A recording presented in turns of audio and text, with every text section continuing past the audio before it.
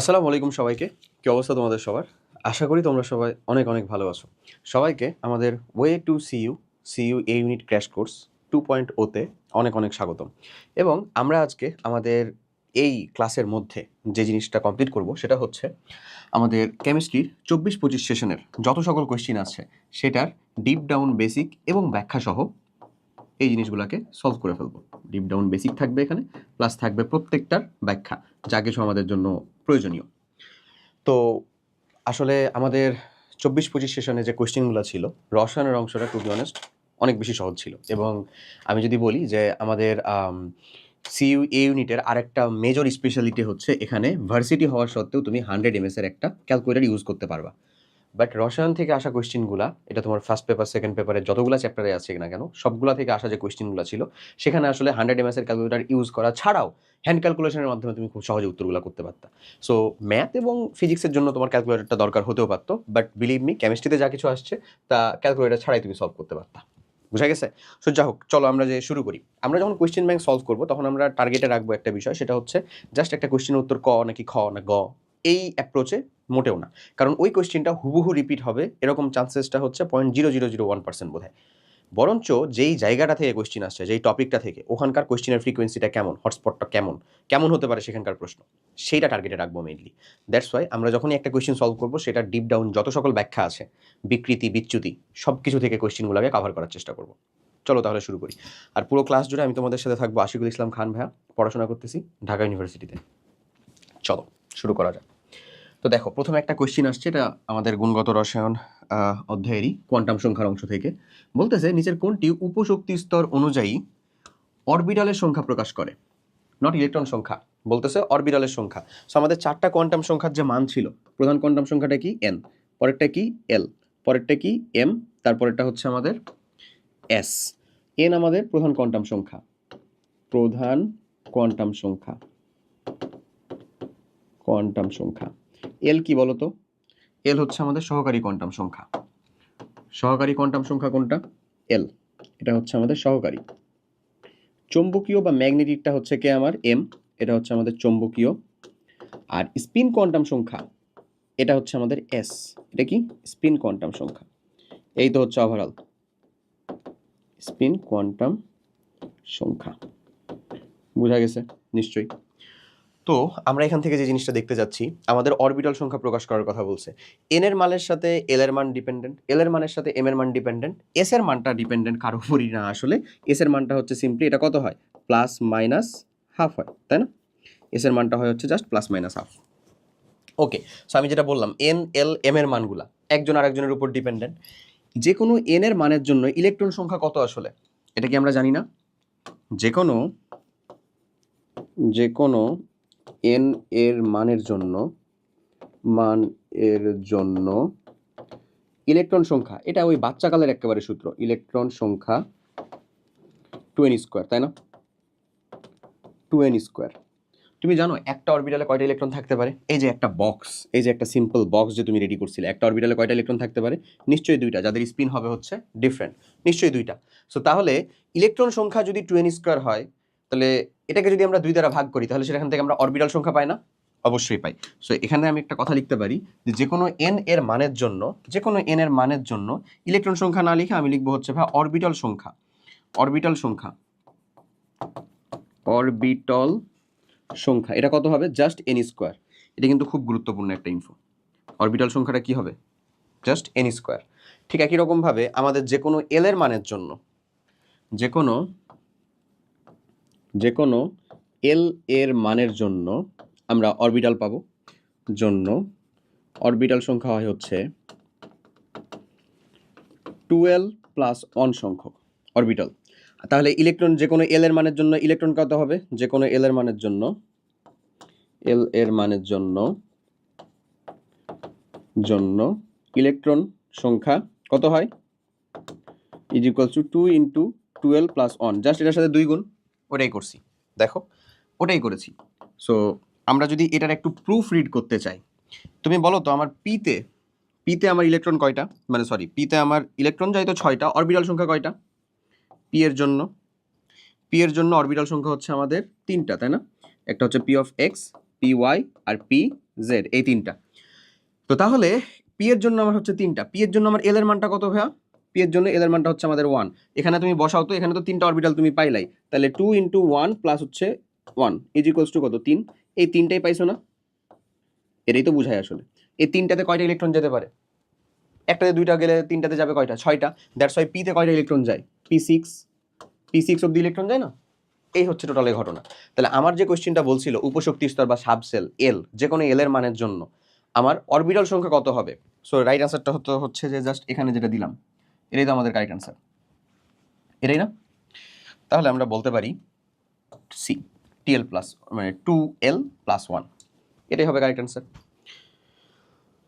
এই তো C, our correct answer is also C. Next কোশ্চেনে চলো।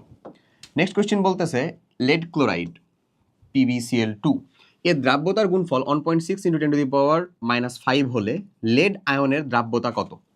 এই কোশ্চেন দেখে মনে হতে পারে যে ভাই এখানে বোধহয় আমাদের ক্যালকুলেটর ইউজ করলে বেটার, হয়তো বা বেটার, বাট তুমি ক্যালকুলেটর ইউজ করো যতক্ষণে করবা, এটা এতটা সহজ যে কেউ ক্যালকুলেটর ইউজ না করেও ততক্ষণে করতে পারে আসলে। ইভেন দেখো, জাস্ট তুমি যদি ক্যালকুলেশনটা করো পাওয়ারে, তাহলেই তুমি উত্তরটা বের করে নিয়ে চলে আসতে পারো। দ্রাব্যতার গুণফল যেহেতু 10⁻⁻5 আছে, এবং তুমি জানো যে এটা আসলে এই কেএসপি এর মানের সাথে হবে, সো মিনিমাম তো এখানে স্কোয়ার যায়, কিউবও যেতে পারে, 4ও যেতে পারে, 5ও যেতে পারে। যদি এত কিছুও যায়, তাহলে তুমি বলো তো যে এমন কি হওয়ার কোনো চান্সেস আছে? এমন কি হওয়ার কোনো চান্সেস আছে যে আমাদের হলো যে মানে ওই 5-এর উপরে একটা পাওয়ার হচ্ছে, ওটা ছোট হচ্ছে না? নিশ্চয়ই কোনো চান্স নাই। সো বাই ডিফল্ট আমার এইটা এবং এইটা উত্তর থেকে বাদ হয়ে যায়, বাদ হয়ে যায় না? অপশন থাকেই হচ্ছে এইটা অথবা এইটা, এইটা অথবা এইটা। তো বাকিটুকু দেখো, আমি যদি বলি লেড ক্লোরাইড PbCl2 এটা আসলে একটা Ab2 টাইপের যৌগ। এটার জন্য কেএসপি এর মান কত হয় আমাদের? কেএসপি এটা হয় হচ্ছে আমাদের এই যে 2 মানে 1 এর উপরে স্কোয়ার, 1 এর উপরে টু দি পাওয়ার 1, 2 এর উপরে টু দি পাওয়ার 2 এবং s এর উপরে 1 + 2 which is actually 4s cube, এমন। সো এই 4s কিউবের মানটাই আমাদের কত দেওয়া আছে? দ্রাব্যতার গুণফল যেটা, সেটা এটা হচ্ছে 1.6 দেওয়া আছে না? এটাকে আমি 16 বলতেছি, 16 × 10⁻⁻6 বলতেছি। কোনো সমস্যা আছে? এক ঘর ডানে নিয়ে গেছি, দশমিকের উপরে এক ঘর কমায় দিছি, কমায় দিছি বলতে পারো, মানে -5 ছিল -6 করে ফেলছি। সো এবার তুমি 4 আর এখানে 16 যদি কেটে দাও, তাহলে এখানে কত থাকে আসলে? s³ ইজ ইকুয়ালস টু, এখানে থাকে হচ্ছে আমাদের 4 × 10⁻⁻6 এমন। এই কিউবটা ওপাশে গেলে কি হবে? এমন হয়ে যায় না যে 4 টু দি পাওয়ার হচ্ছে 1/3 এমন, 4 টু দি পাওয়ার 1/3 ইন্টু এখানে আমাদের থাকে কত? 10⁻⁻6 টু দি পাওয়ার 1/3 ঘনমূল যদি হয়ে যায়, তাহলে এই যে এই ঘনমূল ধরে নাও এটার উপরে হচ্ছে যদি আমরা এমন করি যে 4, তাহলে এটা সমান আমরা কত বলতে পারি? 4 টু দি পাওয়ার 1/3 না? এটা বাচ্চা বাচ্চা জিনিস। সো ওই কাজটাই করেছি। এখন এটার উপরে যদি কাজ করি, তাহলে বুঝতেই পারতেছো 4 × 10 টু দি পাওয়ার কত থাকবে? 4 না, এখানে থাকবে আমাদের কত? 4-এর উপরে যদি আমরা সেটাকে ঘনমূল করি, তাহলে তুমি সর্বনিম্ন প্রথমত যেটা 1কে ঘনমূল করলে 1 থাকতো, এর পরের ঘনমূলটা আসলে কত বলো তো? 2কে কিউব করলে কত হয়? 8। ভালো করে বুঝো একটা জিনিস, খুব সিম্পল। 1কে ঘনমূল যদি তুমি করো, কত থাকে? 1 থাকে। এর পরের ঘনমূল যাকে করা যায়, সুইট একটা নাম্বার, সেটা কত? 8। 8কে ঘনমূল করলে কত থাকে? 2 থাকে। তার মানে 1 থেকে 8 অবধি যে সংখ্যাগুলো আছে, 2, 3, 4, 5, 6, 7, এদেরকে তুমি ঘনমূল করো, উত্তরটা 1 থেকে 2 এর ভিতরেই থাকবে, মাস্ট থাকবেই, থাকতেই হবে। সেখানে তুমি ঘনমূল করতেছো কাকে? 4কে, মাঝামাঝি পর্যায়ের একজনকে। তার মানে ওই 1 থেকে 2 এর যে মাঝামাঝি উত্তর, সেটার কাছাকাছি কিছু একটা থাকবে, সিম্পল। আর এখানে যদি ক্যালকুলেশন করো, তাহলে এটা পাওয়ার পর যদি গুণ হয়ে যায়, তাহলে থাকে কত? এই যে 1.5 এর কাছাকাছি তুমি যদি ধরে নাও, তাহলে এখানে 10 টু দি পাওয়ার -2 থাকে, এটা গুণ হয়ে গেলে -6 ইন্টু হচ্ছে 1/3 কত হবে রে? -2 হবে। এই ক্যালকুলেশন। সো তাহলে এটা আসলে আসে কোথায়? রাইট আনসারটা ডিতে না? সঠিক উত্তরটা এই। এটা হওয়ার কি কোনো চান্স আছে? 3-এর ভিতরে যাওয়ার কি কোনো চান্স আছে? নিশ্চয়ই না। এই তো ঘনমূলের সিম্পল হিসাব, সিম্পল লজিক্যাল হিসাব। সো যদি ক্যালকুলেটর হাতে আছে, সো আমার এত তো ফ্যাকড়া নেওয়ার দরকার নেই, প্যারা নেওয়ার দরকার নেই। বাট আমি তোমাকে বুঝায় করলাম, দ্যাটস ওয়াই আমি এতগুলো ভেঙে বলতেছি। বাট এই জিনিসগুলো তো খুব ইজিয়ার এবং বেসিক থিং। তাহলে এই জিনিসগুলো যদি ক্যালকুলেশন করো, আরামসে উত্তর কি এটাই থাকে না? এই তাহলে রাইট আনসারটা হচ্ছে আমাদের ডি। এই দেখো ডি। যদি বলতো আমাদের যে ওখানে ক্লোরাইড আয়নটা কত করে আছে, তাহলে কিন্তু এটাকেই 2 দ্বারা গুণ হইতো। তো এটাকে 2 দ্বারা যদি তুমি গুণ করে দিতে, তাহলে আসলে কত থাকে? 3.2 এরকম থাকে। 3.2 × 10 টু দি পাওয়ার কত? -2 এমন। এটা আবার কি হবে? ক্লোরাইড আয়নের ঘনমাত্রা হবে, কারণ লেড ক্লোরাইডের ক্ষেত্রে তো 2Cl- হয়। বুঝছো তো আশা করি। ওকে, চলো নেক্সট কোশ্চেনে যাই। আচ্ছা, নিচের কোশ্চেনটা বলতেছে নিচের কোনটি সত্য নয়? আমি এই জিনিসগুলোর ক্ষেত্রে একটু বলবো যে নিচে একটা যে জিনিস যুক্ত করে দিচ্ছে যে কোনটি সত্য নয়, এই জিনিসগুলো দেখো, যদি বলতে পারে যে মিথ্যা নয়, তার মানে নিশ্চয়ই কি যেটা সত্য সেটা চাইছে। এখানে সত্য নয় বলছে, মানে এখানে কোনো একটা ভুল ইনফো দেওয়া আছে, যে কোনো একটা। যদি আমরা দেখি হাইড্রোজেন পজিটিভ ও নেগেটিভ উভয় প্রকার যোজ্যতা হতে পারে, অবশ্যই হতে পারে। হাইড্রোজেন ধাতুর সাথে যুক্ত হলে নেগেটিভ যোজ্যতায় থাকে, NaH সোডিয়াম হাইড্রাইড। আবার যখন হচ্ছে ধরো অধাতুর সাথে যুক্ত থাকবে তখন পজিটিভ যোজ্যতায় থাকে, তার মানে সম্ভব। ক্যালসিয়াম এবং ক্যালসিয়াম 2+ এর প্রোটন সংখ্যা সমান, অবশ্যই প্রোটন সংখ্যা সমান, একমাত্র আদান প্রদান হতে পারে কি ইলেকট্রন। প্রোটন সংখ্যা নিয়ে তো কোনো ইস্যু নাই, এটারও 20 এটারও 20, তাহলে এটাও সত্য এটাও সত্য। যেটা একটা মিথ্যা ওটা আমরা খুঁজে বের করবো আসলে। অক্সিজেন অণুতে 2টি সমযোজী বন্ধন আছে, এটাও সত্য। O double bond O double bond যুক্ত একটা গ্যাস, তার মানে থাকতেছে রাইট অ্যান্সার ডি। চলো এটা একটু ভেরিফাইও করে ফেলি। ফেরাম 2+, 26 ছিল 2+, তার মানে কয়টা ইলেকট্রন ত্যাগ করছে? 2টা ইলেকট্রন ত্যাগ করছে, তাহলে থাকতেছে কত সেখানে ইলেকট্রন? 24টা। এবং ফেরাম 3+, যেটা সেখানে ইলেকট্রন কয়টা থাকতেছে তাহলে? 23টা। আয়নে সমান সংখ্যক ইলেকট্রন আছে, নিশ্চয়ই না। 23টা একটা 24টা একটা, তার মানে এটাই তো মিথ্যা, যেটা সত্য নয় ওটাই চাইছে। রাইট অ্যান্সারটা কি? ডি। এই তো ডি। ওকে, নেক্সটটাই চলো দেখি। এই একটা কোয়েশ্চেন, এটা একটা ইউনিক কোয়েশ্চেন ছিল, লিটারালি এটা একটা ইউনিক কোয়েশ্চেন ছিল। এই ইউনিক কোয়েশ্চেনটা দেখো কি বলছে। এই একটা অণু, এই অণুতে সর্বাধিক কতটুকু সমাণু হতে পারে? সর্বাধিক কয়টা সমাণু হবে? একটা অণু দেওয়া আছে, এটা সর্বাধিক কয়টা সমাণু হবে? ইউনিক কোয়েশ্চেন কেন বলতেছি, কারণ নর্মালি আমরা যখন জৈব রসায়ন থেকে কোয়েশ্চেনগুলোর উত্তর করি, ধরো আমি যদি তোমাকে দেখাই জৈব রসায়ন থেকে সাধারণভাবে যখন আমরা উত্তর করি, ওকে, ধরো আমরা বলি যে ভাইয়া অক্সিজেন যুক্ত তোমার কাছে যেটা থাকবে সেটা হচ্ছে যদি তার সামনের হাইড্রোকার্বনটা এরকম থাকে CnH2n+2 সাথে হচ্ছে একটা অক্সিজেন, তার মানে এগুলা হয় হচ্ছে অ্যালকোহল হবে, অ্যালকোহল, হ্যাঁ একটা অক্সিজেন আলাদা যারা, অথবা হবে হচ্ছে অ্যালকোহল হলে বাই ডিফল্ট ওখানে কার্বন সংখ্যা 2 বা তার বেশি হলে হবে হচ্ছে ভাই ইথার। অ্যালকোহলের সাথে তার চাচাতো ভাই কি হতে পারে? ইথার। এই একটা জিনিস বললাম। সামনের পার্টটুকু কিন্তু অ্যালকেন ছিল, অ্যালকেনের সাথে অক্সিজেন। সামনের পার্টটুকু যদি অ্যালকিন হয় CnH2n, তারপরে যদি জোর করে একটা অক্সিজেন ঢোকানো থাকে, তাহলে বলি এটা হবে হচ্ছে ভাই কার্বনিল যৌগ। কার্বনিল যৌগ মানে এটা অ্যালডিহাইডও হতে পারে, কিটোনও হতে পারে। কিটোন হবে কখন? যদি কার্বন সংখ্যা 3 বা তার বেশি হয়। আর অ্যালডিহাইড 1 আর 2 কার্বন থাকলে শুধুমাত্র অ্যালডিহাইডই হবে। এখানে দেখো কোনোটাই না। এখানে কি কোনোটা ফলো করা হয়েছে? টু বি অনেস্ট না, না। এখানে হচ্ছে আসলে সামনের পার্টটুকু একটা অ্যালকেনো না, অ্যালকিনো না, অ্যালকাইন, অ্যালকাইনের মতন একটা পার্ট দিয়ে দিছে। বাট এটা সর্বাধিক কয়টা সমাণু হতে পারে? এটা যদি তুমি একটু ট্যাকটিক্যালি চিন্তা করো যে এখানে আমি 2 কার্বন দিয়ে 2টা হাইড্রোজেন এবং একটা অক্সিজেন দিয়ে যৌগ বানানোর চেষ্টা করব, চলো তো দেখি কিছু বানাতে পারি কিনা। আসো আমি তোমাকে দেখাই, আরামসে কিন্তু যৌগ বানানো সম্ভব। যেমন আমি যদি প্রথমে যেটা বানাবো সেটা হচ্ছে আমার ইথিলিন অক্সাইড একটা বানানোর চেষ্টা করব। আচ্ছা, এটা তো ইথিলিন না, ethene oxide, cyclo ethene oxide. দেখো তো এরকম একটা ফরমেশন ফাউন্ড করা সম্ভব না? কার্বন 2টা, কার্বন 2টা, হাইড্রোজেন 2টা, অক্সিজেন একটা। কার্বনের 4টা যোজ্যতা পূর্ণ আছে, এই যে 2টা বন্ড, হাইড্রোজেনের সাথে একটা, অক্সিজেনের একটা, 4টা যোজ্যতা, এরও 4টা যোজ্যতা, মানে সাইক্লো ইথিন অক্সাইড এটা একটা যৌগ হওয়া সম্ভব, এটা তুমি বুঝলা।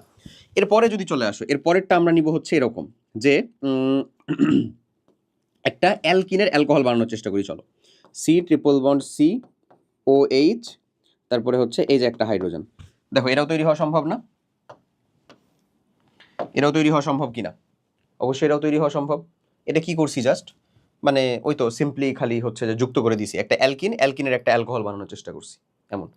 এবার চলো আমরা যে কাজটা করব সেটা হচ্ছে যে অক্সিজেনটাকে মধ্য রেখে 2 কার্বনকে 2 পাশে রাখার চেষ্টা করব, দেখি এটা পসিবল হয় কিনা। জিনিসটা হচ্ছে, চলো আরেকটা যৌগ যদি আমরা ফর্মেশন করার চেষ্টা করি, মানে আরেকটাও তো ফর্মেশন হইতে পারে, এটা যেমন একটা হইলো, এটা যেমন একটা হইলো, এখানে যেমন অ্যালকিন আসছে, ঠিক একই রকমভাবে তুমি যদি চিন্তা করো তাহলে এই অক্সিজেন, এই যে এই অক্সিজেন, এই অক্সিজেন দিয়ে তো এরা যুক্ত ছিল, সি। তাহলে আরেকটা যদি আমরা কম্পাউন্ড ফর্মেশন করার চেষ্টা করি তাহলে হলো ধরো ডাবল বন্ড, তারপরে হচ্ছে ডাবল বন্ড CH2, এরকম। দেখো এই যৌগটা যদি আমরা ফর্ম করার চেষ্টা করি, এটা হওয়া পসিবল না? 2টা ডাবল বন্ড যুক্ত যৌগ, এই কার্বনের 4টা যোজ্যতা ফিল আপ হয়েছে না, এই যে 2টা, এই যে 2টা, 4টা, অক্সিজেনের 2টা যোজ্যতা ফিল আপ হয়েছে। আর এই কার্বনের দেখো 4টা, 2টা হাইড্রোজেনের সাথে আর 2টা এখানে, 4টা যোজ্যতা। সো এই 3টা ফরমেশন ছাড়া তুমি কি আর কোনো ফরমেশনে যেতে পারবা? উত্তরটা হচ্ছে না। এখন তুমি আমাকে বলতে পারো ভাইয়া এরকম জিনিস চলে আসলে কি মানে এই অ্যাপ্রোচগুলো যাওয়া ছাড়া কোনো উপায় আছে উত্তর করার? টু বি অনেস্ট নাই, আর কোনো উত্তর মানে অ্যাপ্রোচ নাই যে তুমি আসলে চেহারা দেখে বলতে পারবা কি কি হবে। চেহারা দেখে যেগুলো আদর্শ সেগুলোকে শুধু বলা যায়, বাট এগুলাকে বলা যায় না। এগুলার ক্ষেত্রে তোমাকে প্র্যাকটিস করে আগাতে হবে। হ্যাঁ, এখন জিনিসটা হচ্ছে তুমি জানো একটা কিন হইলে সেটার একটা সাইক্লো অ্যালকেন ফর্ম থাকতে পারে। এই জিনিসগুলো তুমি তোমার প্র্যাকটিসের উপরে, তুমি প্র্যাকটিস করেই শিখতে পারছো জিনিসগুলো, সো তখন তুমি আসলে সলভ করতে পারবা। কিন্তু এখানে এই তিনটা হওয়াই সম্ভব, এর আর বেশি হওয়া সম্ভব না, এর আর বেশি হওয়া সম্ভব না, বুঝছো? এই হচ্ছে কথা। সো তাহলে রাইট আনসার কত হবে বলো তো? 3। সঠিক উত্তরটা হচ্ছে তিনটা সমান হওয়া সম্ভব। এবং ওই তিনটা কে কে? এই যে এরা, একটা অ্যালকাইনের অ্যালকোহল, একটা হচ্ছে সাইক্লো ইথিন অক্সাইড এমন, আর একটা হচ্ছে আমাদের এই যে যে মানে ডাইঅ্যালকিন টাইপের যৌগ, ডাইঅ্যালকিন না, এটা হচ্ছে অ্যালকিনের একটা কিটন এমন। এই তো, সো কয়টা হওয়া সম্ভব? 3টা। নেক্সটটাতে যাই। নিচের কোনটি বেনজিন বলয় নিষ্ক্রিয়কারী গ্রুপ?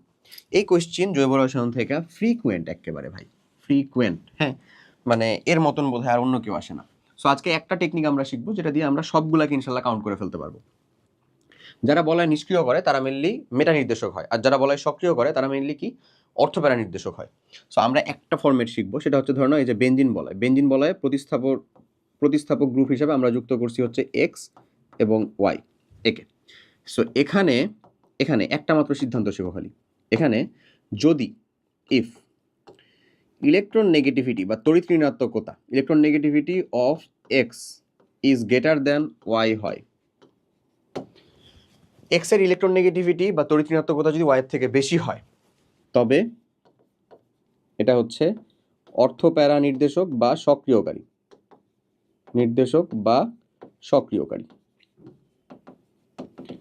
অর্থপ্যারা নির্দেশক বা সক্রিয়কারী। এই একটা ফরম্যাট আমরা শিখলাম না, ইনশাল্লাহ এখন এখান থেকেই হচ্ছে বাকি কাজ করা যাবে। সো তাহলে এক্স হবে, কিন্তু এক্স কিন্তু ফিক্সড। এক্স হবে কে আসলে? এক্স হচ্ছে যে ডিরেক্টলি বেনজিন বলয়ের সাথে যুক্ত, সেই হচ্ছে আমার এক্স। আর ওয়াই কে? যে এক্স এর সাথে যুক্ত, বেনজিন বলয়ের সাথে যুক্ত না। এখন আমি তোমাকে একটা উদাহরণ দিই, সিম্পলেস্ট। ধরো এই যে এটার দিকে লক্ষ্য করো, আমি বললাম এখানে CH3, এখানে আমার এক্স কে কার্বন, এখানে আমার এক্স হচ্ছে কার্বন, ওয়াই কে হাইড্রোজেন। সো তাহলে এখানে আমরা দেখতেছি এটা তড়িৎ ঋণাত্মকতা আসলে এক্স এর বেশি বা কার্বনের বেশি, তার মানে এটা হচ্ছে অর্থপ্যারা নির্দেশক বা বলয় সক্রিয়কারী, অ্যাক্টিভেটিং গ্রুপ, তাই কি না? ওকে, যদি আমি এটা এরকম বলতাম CHO, হ্যাঁ, যদি ধরো এরকম বললাম, এখানে দেখো এক্স মাস্ট আমাদের হাইড্রোজেন, যে আমার কার্বন, যে আমার ডিরেক্টলি কার সাথে? বলয়ের সাথে যুক্ত, সেই হচ্ছে এক্স। এখানে ওয়াই হওয়ার সম্ভাবনা আছে, অক্সিজেন হাইড্রোজেনও হতে পারে, অক্সিজেনও হতে পারে। ওয়াই কে হবে? সিম্পলিস্ট টেকনিকটা হচ্ছে ওয়াই হবে, মানে একাধিক যদি ওয়াই হওয়ার চান্সেস থাকে তাহলে ওদের মধ্যে সর্বাধিক তড়িৎ ঋণাত্মকতা যার, সেই হবে হচ্ছে ওয়াই। তাহলে হাইড্রোজেন আর অক্সিজেনের ভিতরে কার বেশি? ভাই অবশ্যই অক্সিজেনের, তার মানে ওয়াই হবে কে? চোখ বন্ধ করে হচ্ছে ও, বা অক্সিজেনই হবে হচ্ছে আমার ওয়াই, বুঝছো? অক্সিজেন হচ্ছে আমাদের ওয়াই, ডান। অক্সিজেন যদি তোমার ওয়াই হয় তাহলে তড়িৎ ঋণাত্মকতা এই কার্বনের বেশি নাকি ওয়াইয়ের বেশি রে? অক্সিজেনের বেশি। তার মানে এটা হচ্ছে আমাদের মেটা নির্দেশক বা যেটাকে আমরা বলতে পারি আসলে আমাদের ডিঅ্যাক্টিভেটিং গ্রুপ। তাহলে এগুলার ভিতরে আসলে দেখি, এখানে আমার এক্স কে নাইট্রোজেন, ওয়াই কে হাইড্রোজেন, তার মানে এটা অ্যাক্টিভেটিং গ্রুপ, আমার নিষ্ক্রিয়কারী না। এখানে আমাদের এক্স কে অক্সিজেন, ওয়াই কে হাইড্রোজেন, তার মানে এটাও আমাদের অ্যাক্টিভেটিং গ্রুপ। এখানে আমার এক্স কে কার্বন, ওয়াই কে হাইড্রোজেন, এটাও আমাদের অ্যাক্টিভেটিং গ্রুপ। এইখানে দেখো আমাদের এক্স হচ্ছে নাইট্রোজেন, ওয়াই হচ্ছে আমাদের অক্সিজেন, এটা হচ্ছে ডিঅ্যাক্টিভেটিং গ্রুপ। কেন? কারণ ওয়াইয়ের বা আমাদের যে অক্সিজেন তার তড়িৎ ঋণাত্মকতা বেশি। সো আমার রাইট আনসারটা কি? ডি। ডান, এই ডি। নেক্সট, কোন গ্যাসটি দাহ্য না? দেখো এটা মানে আসলে কোনো চ্যাপ্টারের কোনো টপিকের আন্ডারে তুমি আসলে নিয়ে আসতে পারবে না।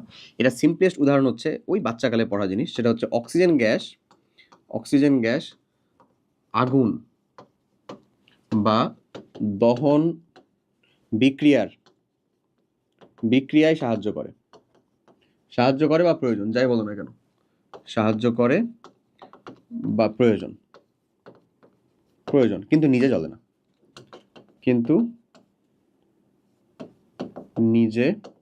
কি হবে? জ্বলে না। তার মানে অক্সিজেন গ্যাস নিশ্চয়ই কি না? দাহ্য নয়। অক্সিজেন গ্যাসটা দাহ্য নয়। হাইড্রোজেন গ্যাস ঠিকই দাহ্য। হাইড্রোজেন গ্যাস কিন্তু অবশ্যই দাহ্য। হাইড্রোজেন গ্যাস কিন্তু ঠিকই পড়ে, বুঝছো? তার মানে এখানে রাইট আনসারটা কি হবে? অক্সিজেন। সঠিক উত্তরটা হচ্ছে অক্সিজেন। নেক্সট, ইথাইন ও ইথিনকে আলাদা করার জন্য বিকারকটি কোনটি ব্যবহৃত হয়? খুবই ইম্পর্টেন্ট একটা কোয়েশ্চেন, এবং এই কোয়েশ্চেনের উত্তরটা ভুল দেওয়া হয়েছিল। কেমন ভুল দেওয়া হয়েছিল দেখো, ইথাইন ও ethene, ethyne CH triple bond CH, ethyne ব্যাসিডিলিন, ethene CH2 double bond CH2, দুইটাই কি আমার অসম্পৃক্ত না? অসম্পৃক্ত, অসম্পৃক্ত। তার মানে দুইটাই যেহেতু অসম্পৃক্ত, তার মানে এরা দুইজনই আমার যে পরীক্ষা দিবে সেটা হচ্ছে, একটা হচ্ছে ব্রোমিন পানি পরীক্ষা, মানে অসম্পৃক্ততার যে পরীক্ষা দুইটা আছে এটা কিন্তু দুইজনই দিবে, ব্রোমিন পানি পরীক্ষাও দিবে, আবার হচ্ছে আমাদের পটাশিয়াম পারম্যাঙ্গানেট পরীক্ষা বা বেয়ার টেস্ট সেটাও কিন্তু দিবে। এরা দুইজনই কিন্তু আমার এই পরীক্ষাটা দিবে। কথা কি বুঝছো? এরা দুইজনই কি আমার এই পরীক্ষাটা দিবে না? দুইজনই এই পরীক্ষাটা দিবে। তাহলে আমি তো এই পরীক্ষা দিয়ে তো আলাদা করতে পারবো না। তার মানে এই যে মানে বেয়ার বিকারক বা হচ্ছে এটা দিয়ে আলাদা করতে পারবো না। লুকাস বিকারক টেস্ট করে কিসের জন্য বলো তো? অ্যালকোহলের ডিগ্রি শনাক্তকরণের জন্য। অ্যালকোহলের ডিগ্রি শনাক্তকরণে, ডিগ্রি শনাক্তকরণে এই। আচ্ছা, তাহলে ফেইলিং দ্রবণ অথবা হচ্ছে টলেন বিকারক, এক্স্যাক্টলি এই দুইটাই হবে তোমার রাইট আনসার, A আর D। বাট সঠিক উত্তরে দেওয়া ছিল বেয়ার বিকারক, বুঝছো? যেটা আসলে ভুল। A আর D দুইটাই হবে। কেন? কারণ এই ফেইলিং দ্রবণ এবং টলেন বিকারক দুইজনকে মেইনলি বিক্রিয়া করে অধক্ষেপ ঘটায়। দুইজনকে, একটা হচ্ছে ফেইলিং দ্রবণ ও টলেন বিকারক, এটার নামটা মাথায় রাখবা, টলেন বিকারক। জৈব রসায়নের ক্ষেত্রে শনাক্তকারী বিক্রিয়া, নামধারী বিক্রিয়া, এগুলো খুবই ইম্পর্টেন্ট, একেবারে প্রথম শ্রেণীর বা প্রথম কাতারের ইম্পর্টেন্ট যে জিনিসটা, টলেন বিকারক। টলেন বিকারক, ফেইলিং দ্রবণ ও টলেন বিকারক, এরা কাকে কাকে বিক্রিয়া করে হচ্ছে অধক্ষেপণ ঘটাবে? একটা ঘটাবে হচ্ছে অ্যালকাইন 1, অনলি অ্যালকাইন 1, সকল অ্যালকাইনকেই ঘটাবে এমন কিন্তু না, মাত্র কেবল এবং কেবলমাত্র অ্যালকাইন 1 যারা তারা। আর একটা হচ্ছে ভাই অ্যালডিহাইড, কিটোন টিটোনও কেউ না, অ্যালডিহাইড। এই যদি এই দুইটাই হয়, যদি এই দুইটাই হয়, তাহলে বলো এটা কি আমার একটা অ্যালকাইন 1 না? ইথাইন ব্যাসিডিলিনটা অবশ্যই একটা অ্যালকাইন 1।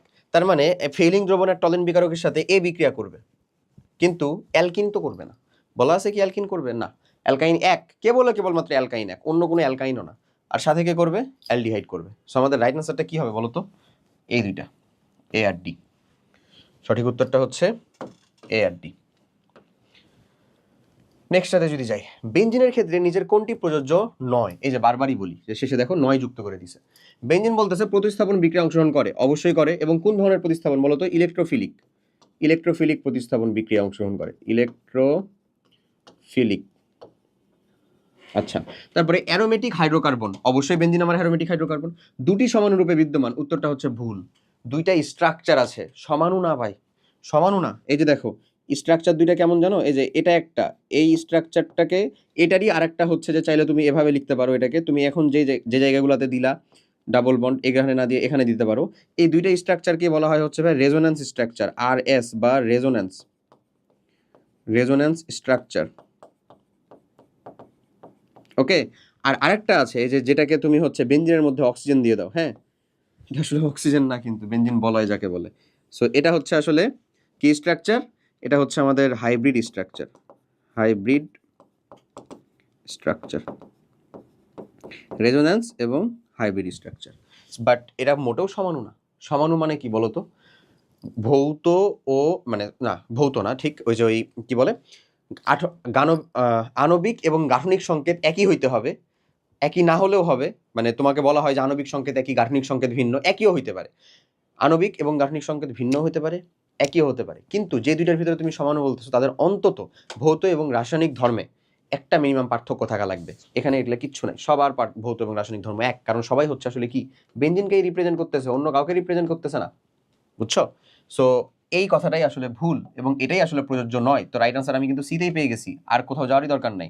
এই যে বিক্রিয়া করে এত সংকেতের 3টি ভিন্ন যৌগ তৈরি করতে পারে, এটা হচ্ছে C6 কি বলে যে C6H5 হবে, এবং H5 না H4 হবে, H4Cl2, এটার ভিন্ন তিনটা তো যৌগ তৈরি করতে পারে, অবশ্যই পারবে।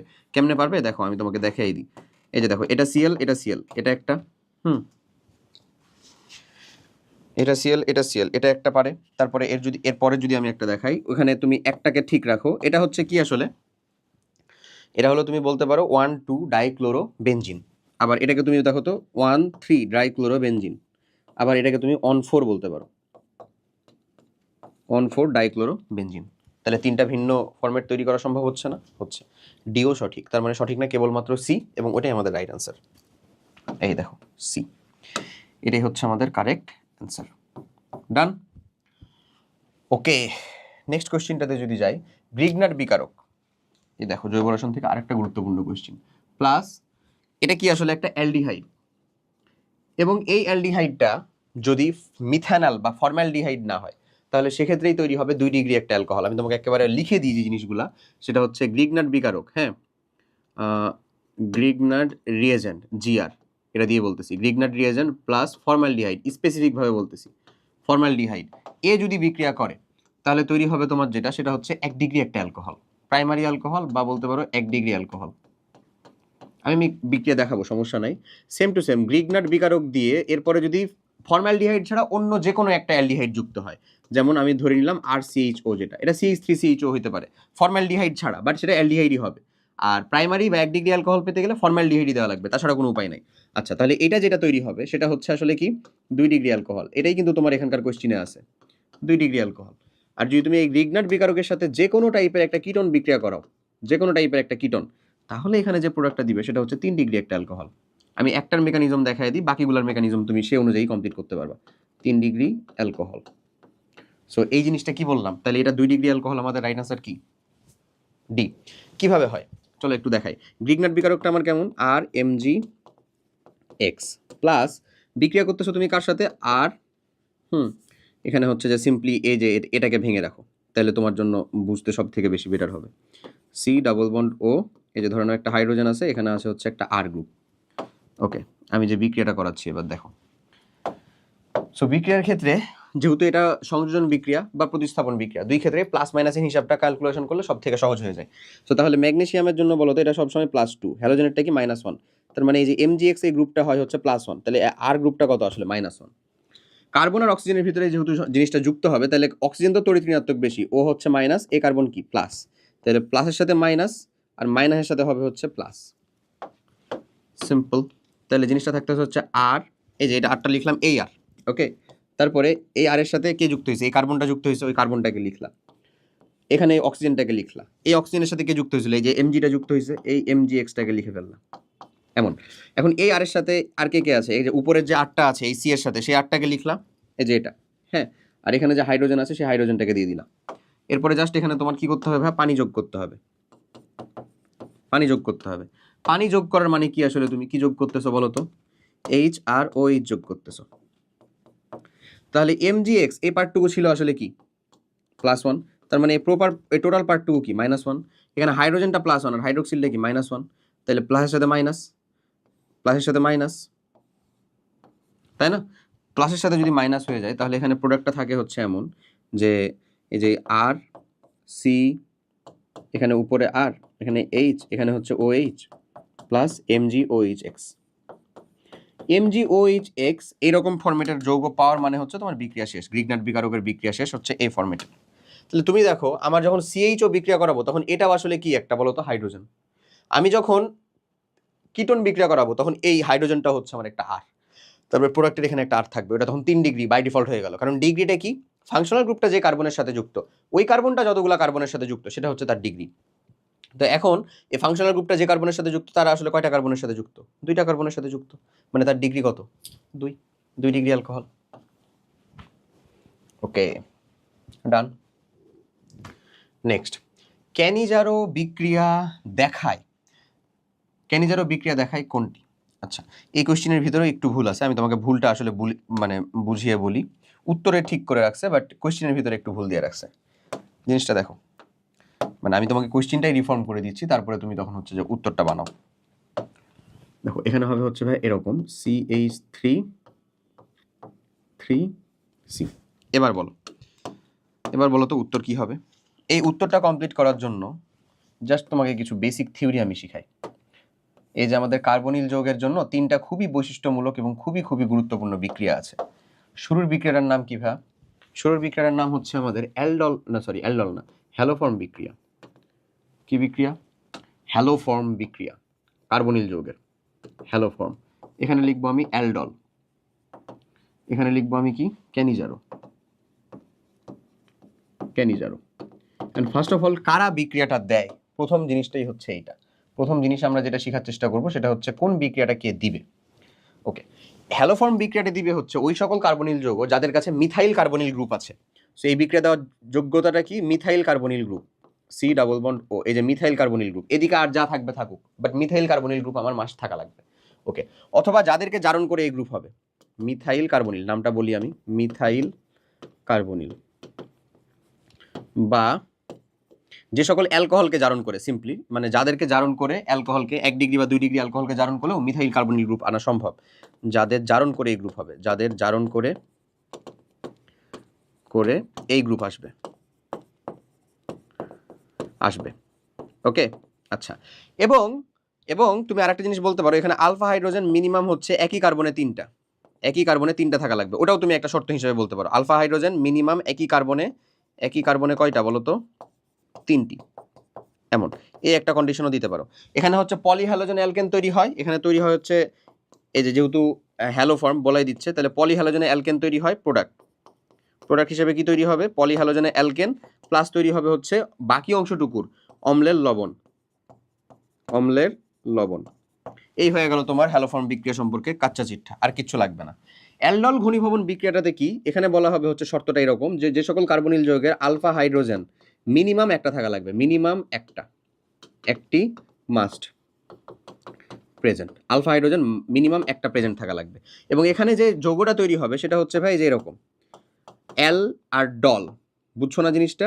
তো অ্যালডল মানে বুঝাচ্ছে হচ্ছে আসলে ব্যাপারটা এরকম যে এখানে অ্যালডিহাইড গ্রুপও থাকবে, অ্যালডিহাইড গ্রুপ থেকে আসছে হচ্ছে অ্যাল্ড, এই যে অ্যাল্ড, আর অল গ্রুপ থেকে আসতেছে হচ্ছে এই যে হাইড্রোক্সিল গ্রুপটা, বুঝছো?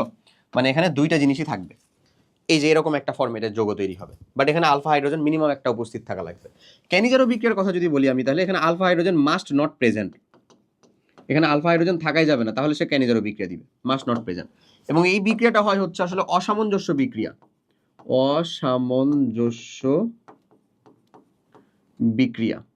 অসামঞ্জস্য বিক্রিয়া কাকে বলি বলতো? যে বিক্রিয়ায় একই মোলের একই সাথে জারণ হবে, একই সাথে বিজারণ হবে।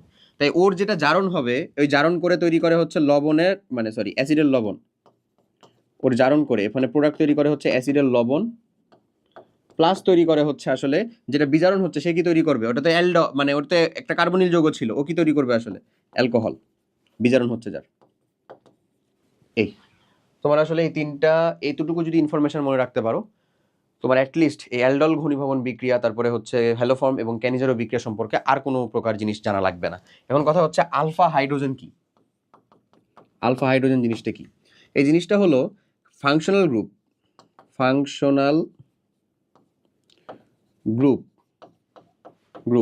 যে কার্বনের সাথে ডিরেক্টলি যুক্ত, কার্বনের সাথে সরাসরি যুক্ত, ফাংশনাল গ্রুপ যে কার্বনের সাথে সরাসরি যুক্ত, সে হলো ফাংশনাল গ্রুপ, বা আমাদের যে ফাংশনাল গ্রুপটা মেইনলি সেটা আমাদের যে কার্বনের সাথে সরাসরি যুক্ত সেটা হচ্ছে আমাদের আলফা কার্বন। এবং আলফা কার্বনে থাকা হাইড্রোজেনই হলো আলফা হাইড্রোজেন। এই ডান, বুঝা কি গেছে কনসেপ্টটা? Alpha hydrogen. তাহলে বলো তো, আমি যদি একটু এইখানে তোমাদের জন্য বলি কোয়েশ্চেনগুলা, ধরে নাও ক্যানিজারো বিক্রিয়া দেখাবে কারা? তাহলে যে যার আলফা হাইড্রোজেন নাই, এই যৌগটাতে দেখো ভাই এখানে তো আলফা কার্বনই নাই, আলফা কার্বন আছে নাই, তাহলে আলফা হাইড্রোজেন থাকার তো কোনো চান্সই নাই। কারণ ফাংশনাল গ্রুপ কার সাথে যুক্ত আসলে? ফাংশনাল গ্রুপটাকে, এই যে এটা আমাদের ফাংশনাল গ্রুপটা না, এই পোর্শনটুকু আমাদের ফাংশনাল গ্রুপ, এটা তো আসলে হাইড্রোজেনের সাথে যুক্ত, এখন তো আমাদের আলফা কার্বনই নেই, তাহলে আলফা হাইড্রোজেন থাকার তো কোনো চান্সই নাই, বুঝতেছো? ওকে, পরেরটার দিকে যদি একটু লক্ষ্য করো, এটার দিকে তাকালেও দেখবে এখানে আলফা কার্বন আছে বাট আলফা হাইড্রোজেন নাই। দেখো কেন নাই? এই যে এই কারণে নাই, এর দিকে লক্ষ্য করো। দেখো আলফা কার্বন আমার কোনটা? আলফা কার্বন হচ্ছে আমাদের এই যে, এটা আমাদের ফাংশনাল গ্রুপ, এই যার সাথে যুক্ত, এটা এর সাথে ডিরেক্টলি যুক্ত, এটা হচ্ছে আমার আলফা কার্বন। দেখো তো আছে কোথাও? আছে? এটা কি হবে? আছে কোথাও? নাই। সবগুলাই তো আবার অন্য কার্বনের সাথে যুক্ত, আলফা হাইড্রোজেন তো নাই। সো এখানেও আলফা হাইড্রোজেন নেই, মানে এও দেখাবে, বাট এর দিকে লক্ষ্য করো, এ আমার অ্যালডোলও দেখাবে, হ্যালোফর্মও দেখাবে। কেন? কারণ এখানে মিথাইল কার্বনিল গ্রুপও আছে, আর মিথাইল কার্বনিল যেখানে গ্রুপ আছে সেখানে তো মিনিমাম তো একটা আলফা হাইড্রোজেন থাকবেই। এই যে দেখো এখানে আমার আলফা হাইড্রোজেন কয়টা আছে? 3টা আছে, একই কার্বনে আলফা হাইড্রোজেন 3টি আছে। তার মানে এ একমাত্র আমার ক্যানিজারও দেখাবে না। তাহলে রাইট আনসারটা কি আসলে? 1 আর 2, বি। বুঝছো থিওরিটুকু? এই যে হচ্ছে বি। দেখো উত্তরে সঠিক করছিলাম, কোশ্চিনে করা হয়নি। এই ক্লিয়ার না? ওকে, এইখানে আর একটা মজাদার কোশ্চিন আসছে। এই কোশ্চিনটা আমার পরিমাণগত রসায়ন থেকে, এবং মনে হতে পারে এটা করার জন্য বোধহয় আমার ক্যালকুলেটর লাগবে। টু বি অনেস্ট লাগবে না, একটু ট্রিকি, বাট টু মানে আসলে জিনিসটা হচ্ছে যে বেশ মজাদার, কনসেপচুয়াল। দেখো কি বলতেছে, বলতেছে 6.023 × 10⁻20 এতটি অণু 1 গ্রাম ক্যালসিয়াম কার্বনেট থেকে সরিয়ে ফেলা হলো। মানে 1 গ্রাম ক্যালসিয়াম কার্বনেটে আসলে অতগুলো অণু থাকে, এর থেকেও বেশি থাকে। আচ্ছা যাই হোক, সো 1 গ্রাম ক্যালসিয়াম কার্বনেট থেকে সরিয়ে ফেলা হলো। ক্যালসিয়াম কার্বনেট অবশিষ্ট কতটুকু থাকবে? গ্রামে হিসাব চাইছে, কত গ্রাম ক্যালসিয়াম কার্বনেট অবশিষ্ট থাকবে। সো আমি গ্রাম থেকে নিশ্চয়ই কি বাদ দিতে পারবো না, কতটি অণু সেটা বাদ দিতে পারবো না। বাদ দিতে পারবো আমি কার, মানে কোন ক্যালকুলেশনে বাদ দিতে পারি বলো তো? সব থেকে ইজিয়েস্ট, যোগ বিয়োগের সব থেকে মজাদার জিনিস হচ্ছে মোল। ওই 1 গ্রামকেও মোলে নাও, এটাকেও মোলে নাও। তাহলে আমার আসলে আছে কতটুকু? 1 গ্রাম আছে কতটুকু ক্যালসিয়াম কার্বনেট? 1 বাই ক্যালসিয়াম কার্বনেটের ভর কত? 100। তাহলে আমরা বলতে পারি 0.01 মোল ক্যালসিয়াম কার্বনেট আসলে আছে। এতটুকু হচ্ছে আমাদের ক্যালসিয়াম কার্বনেট আছে। আমি সরাচ্ছি কতটুকু? সরাচ্ছি আমি আসলে কতটুকু? 6.02 × 10⁻23 আবার বলি 22। এতটি মানে কত মোল আসলে? 6.02 × 10⁻23, তাকে তার অ্যাভোগাড্রো নাম্বার দ্বারা ভাগ করলাম। এত মোল আমি সরাচ্ছি। এত মোল মানে আসলে কত বলো তো? 10⁻⁻, শব্দ কেটে যায়, তাহলে 10⁻³ থাকে, হুইচ মিনস 0.001 মোল। এত মোল আমি হচ্ছে যে সরালাম। তাহলে ক্যালসিয়াম কার্বনটা অবশিষ্ট থাকলো কত? অবশিষ্ট থাকতেছে কত দেখো তো ভাইয়া? 0.01। আমি বাদ দিব কোথা থেকে? 0.01। এখান থেকে বাদ দিব 0.001। এত মোল। এটা কিন্তু গ্রাম না, এত মোল। ওইটা যদি হয়, এবার এটাকে ক্যালকুলেশন করে বলো তো। 0.0 এটা কত থাকবে? 0.009 মোল। এতটুকু থাকবে না এই ক্যালকুলেশনটা করলে? অবশ্যই সিম্পল। যদি এইটাই থাকে, এখানে আমার বলছে গ্রামে, তাহলে এটাকে যদি গ্রামে নাও, এটাকে আণবিক ভর দ্বারা গুণ করে দাও। তাহলে 0.009 ইন্টু তার আণবিক ভর কত? 100 গ্রাম। 100 দ্বারা গুণ করলে কত হয় রে? 0.09 গ্রাম। তাহলে সেটার উত্তরটা কোথায়? রাইট অ্যান্সারটা কোথায়? বিতে। বোঝা গেছে সঠিক উত্তরটা কোথায়? বিতে। ওকে, রাইট অ্যান্সারটা দেখো, অ্যান্সার হচ্ছে বি। ক্লিয়ার? এই তো ডান। ওকে, চলো নেক্সট কোয়েশ্চেনটা যাই। এই কোয়েশ্চেনটাও বেশ মজাদার, পরিমাণগত রসায়নেরই একটা কোয়েশ্চেন। বলতেছে নিচের কোন দ্রব্যের আণবিক ভর যদি m হয়, সেটার ঘনমাত্রা 0.1 মোলার, দ্রবণের ঘনমাত্রা ppm এ কত হবে? তো আমরা যখন মোলার 0.1 মোলার ধরে নাও, এই যে 0.1 মোলার, এটা তো ফিক্স, এখানে আমার বলে দিছে 0.1 মোলার। মোলার মানে কত? 0.1 মোল পার লিটার, এমন বলছে না? মোল পার লিটার। এখন তুমি আমাকে একটা জিনিসের উত্তর দাও তো, সেটা হইলো যে আমরা যখন ppm এককটা কথা বলি, ppm সেটাই আসলে কি ভাইয়া? ppm এককটা মানে হচ্ছে মিলিগ্রাম পার লিটার। এখানে পার লিটার দেওয়াই আছে, আমি এটাকে মিলিগ্রামে যদি নিয়ে যেতে চাই এখন, তাহলে আমাকে কি করতে হবে? প্রথমে গ্রামে নিয়ে যেতে হবে মোল থেকে, তার মানে তার আণবিক ভর দ্বারা গুণ করব। 0.1 গুণ হচ্ছে তার আণবিক ভর। আণবিক ভরের কথা বলে দিছিল কত? m, স্মল m, গুণ দিলাম। তাহলে এটা কত হলো? গ্রাম। তাহলে এটা দ্বারা যদি গুণ করি আমি, তাহলে এটা হয়ে গেল আমাদের গ্রাম পার লিটার। এখন আমাকে মিলিগ্রামে নিয়ে যেতে হবে। 1 গ্রাম সমান কত? 1000 মিলিগ্রাম। তাহলে ইন্টু m ইন্টু হচ্ছে আমাদের 10⁻³ মিলিগ্রাম পার লিটার। এটাই তো আমার ppm হয়ে গেল। তাহলে এটা আর এটা ক্যালকুলেশন করে দিই, যেহেতু এখানে ক্যালকুলেশন করে দেওয়া আছে। যদি ক্যালকুলেশন করে দিই, তাহলে এখানে আমরা একটা চলে আসলে আমার হচ্ছে যে m ইন্টু 10² ppm, এমন বলতে পারি না? Right answer. সঠিক উত্তর কি? m into 10² ppm। দেখো তো, এছাড়া আর কোথাও সঠিক উত্তর আছে তোমার? নাই। এখানে m ইন্টু 10⁻³ দিছে, তাহলে 0.1 কই গেল? এখানে 0.1 ইন্টু m দিছে, 10⁻³ কই গেল? আর এখানে তো না। রাইট আনসারটা কি? সি। ওকে,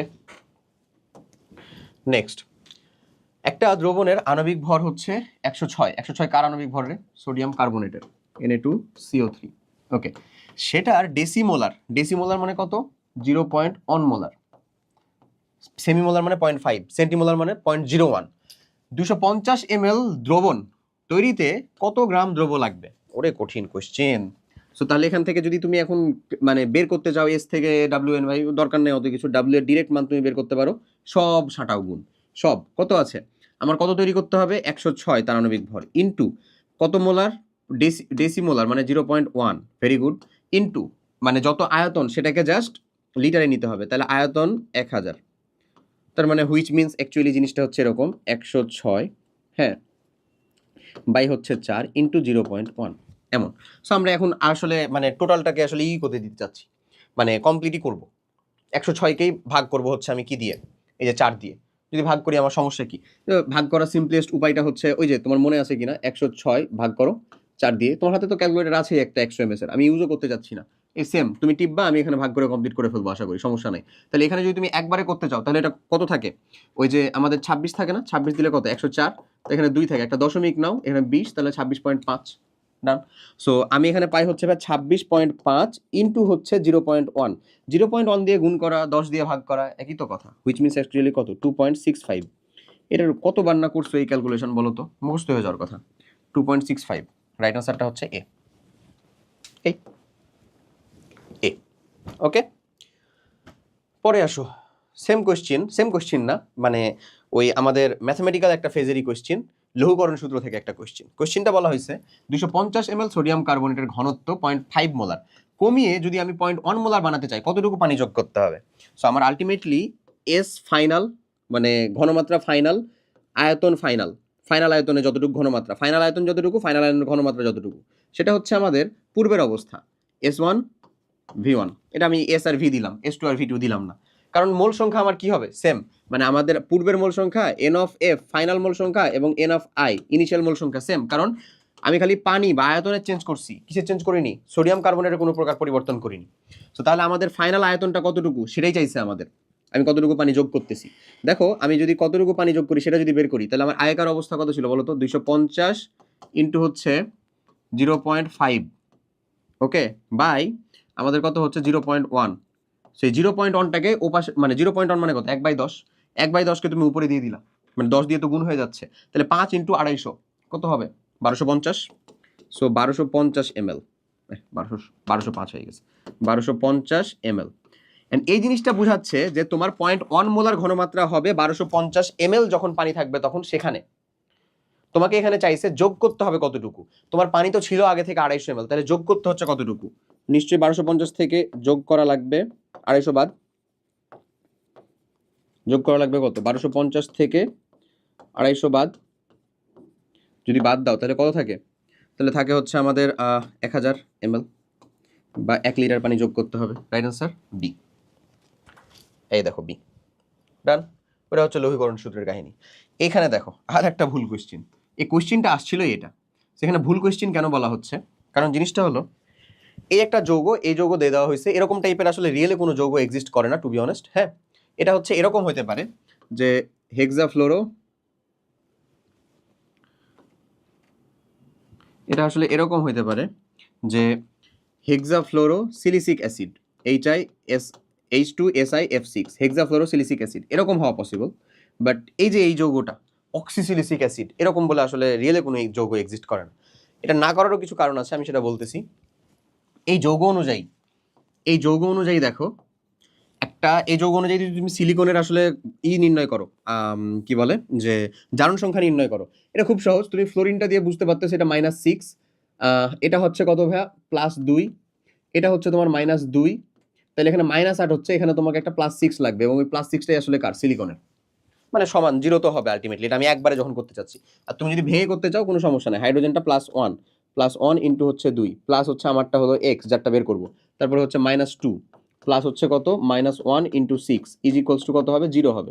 এখানে তুমি এক্স এর মানটা বের করো, এক্স এর মান যদি বের করো পাবা হচ্ছে ভাইয়া +6 পাবা। এখন কথা হচ্ছে সিলিকন তো আমার ওই গ্রুপের মানুষজন, সিলিকনের সর্বোচ্চ যোজনী হতে পারে হচ্ছে +4, +6 কেমনে হলো, এটা কিন্তু ওর সর্বোচ্চ যোজনী, এটা ওর সর্বোচ্চ যোজনী হতে পারে, যেটা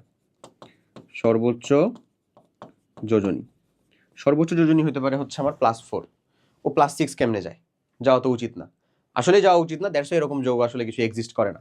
এই যৌগ যদি হয় তাহলে এখানে দেখো তুমি আরামসে +6 ই বুঝতেই পারতেছো, 1 × 2 প্লাস 1 × 2 প্লাস হচ্ছে এক্স প্লাস হচ্ছে -1 × 6 ইকুয়ালস টু 0, এক্সের মানটা কত হবে +4, এবং এই যৌগ আসলে এক্সিস্ট করে। সো এইখানে এই যৌগ অনুযায়ী রাইট অ্যান্সার হওয়া উচিত কত?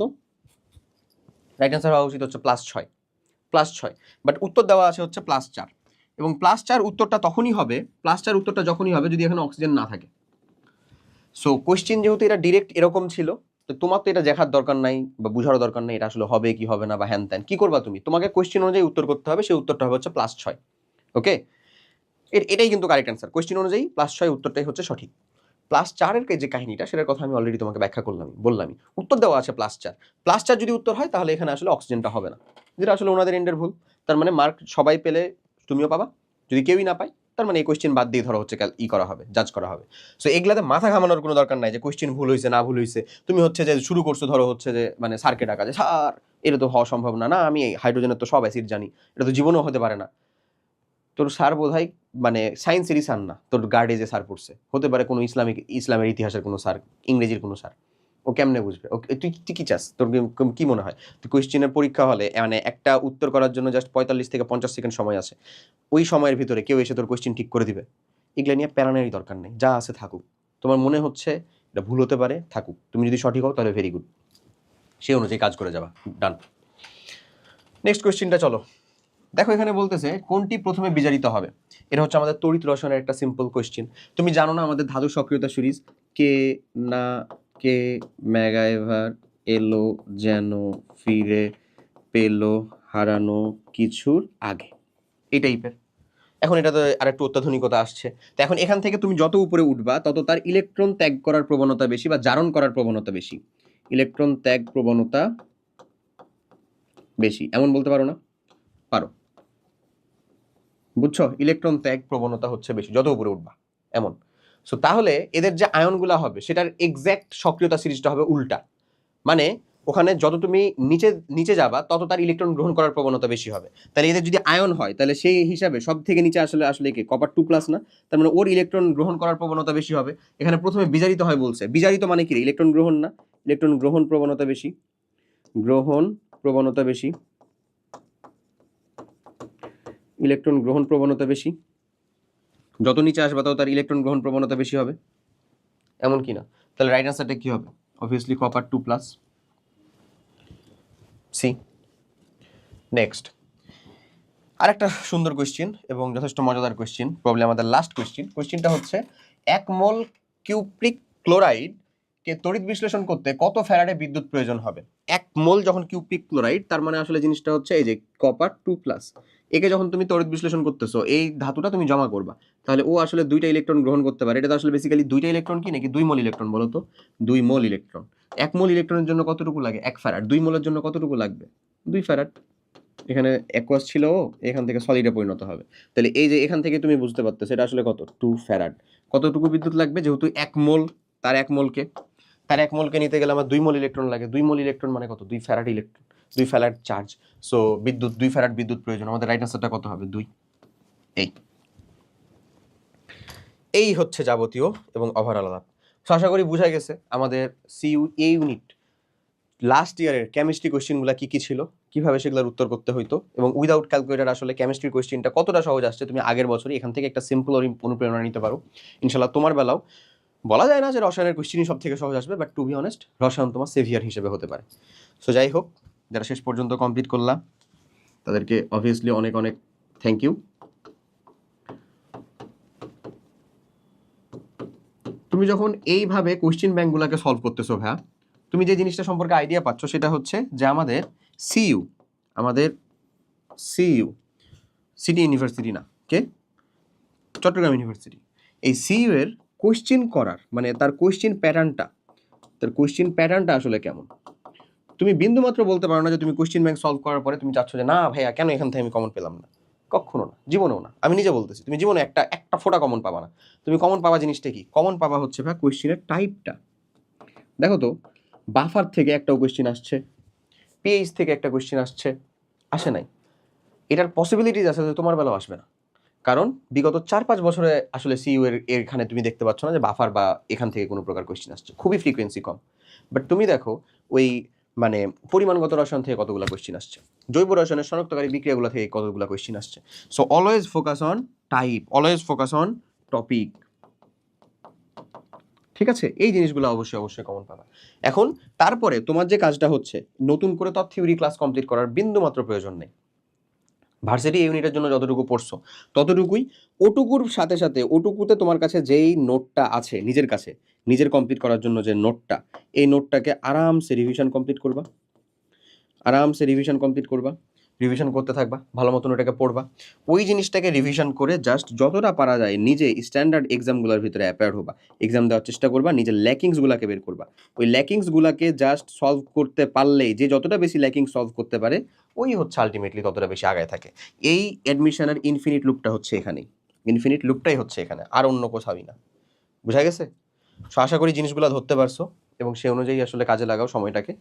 ইনশাল্লাহ তুমি তোমার পরিশ্রম অনুযায়ী তুমি তোমার সর্বোচ্চ জায়গাটার ভিতরে পৌঁছাতে পারবা। সবাই অনেক ভালো থাকো, দেখা হবে পরবর্তী কোনো একটা ক্লাসে। টিল দেন, আল্লাহ হাফেজ, আসসালামু আলাইকুম।